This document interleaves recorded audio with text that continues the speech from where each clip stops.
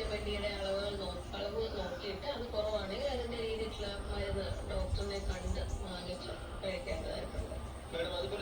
അതിന് കറക്റ്റ് അളവ് അതിനകത്ത് ഇട്ടിട്ട് കറക്റ്റായിട്ട് ഇറങ്ങിയിരിക്കും, മൊത്തമായിട്ട് ഇറങ്ങിയിരിക്കും. ഇറങ്ങിയിരിക്കുകയാണെങ്കിൽ നമുക്ക്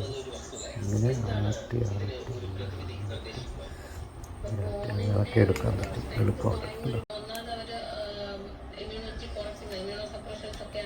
ട്രീറ്റ്മെന്റിന്റെ ഭാഗമായിട്ട് ഉപയോഗിക്കുന്നത്. അപ്പൊ എന്നാൽ അത് കഴിച്ചാൽ മാത്രമേ അവരുടെ അസുഖത്തിന്റെ ഒരു കാഠിന്യം കുറയ്ക്കാൻ സാധ്യതയുള്ളൂ. അപ്പൊ അങ്ങനെയുള്ള ഒരു അവസ്ഥയിൽ പെട്ടെന്ന് ഇൻഫെക്ഷൻ ഒക്കെ വന്നു കഴിഞ്ഞാൽ അസുഖം കൂടാൻ സാധ്യതയുണ്ട്. അപ്പൊ അങ്ങനെ പെരുകാതിരിക്കാനുള്ള മെഷേഴ്സ് നമ്മൾ സ്വീകരിക്കണം. മഴവെള്ളം അവിടെ കെട്ടി നിന്ന് അതിൽ ഈ മോസ്കിറ്റോ ബ്രീഡ് ചെയ്യും. അത് കാരണം ഈ അസുഖങ്ങളൊക്കെ വരാൻ സാധ്യതയുണ്ട്. ചിക്കൻ ഗുനിയാണെങ്കിൽ തന്നെ അത് സാധാരണ ഒരു 20%-10% അത് ക്രോണിക് ആർത്രൈറ്റിസ് ആയിട്ട് മാറാൻ സാധ്യതയുണ്ട്. അപ്പൊ ഓൾറെഡി നമുക്ക് വാദത്തിന്റെ ഒരു ടെൻഡൻസി ഉള്ള ആളാണെങ്കിൽ ഈ അസുഖങ്ങൾ ആൾക്കാർക്കും അതൊരു 3 മാസത്തിനുള്ളിൽ പോകേണ്ടതാണ്.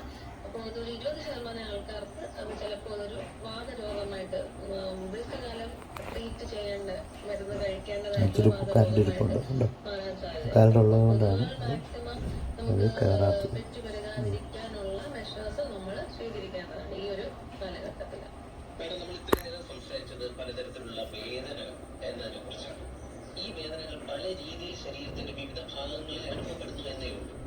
പലർക്കും ഉണ്ടാകുന്ന ഒരു സംശയമാണ് ഈ വേദന സംഹാരികൾ കഴിക്കാമോ എന്നുള്ളത്.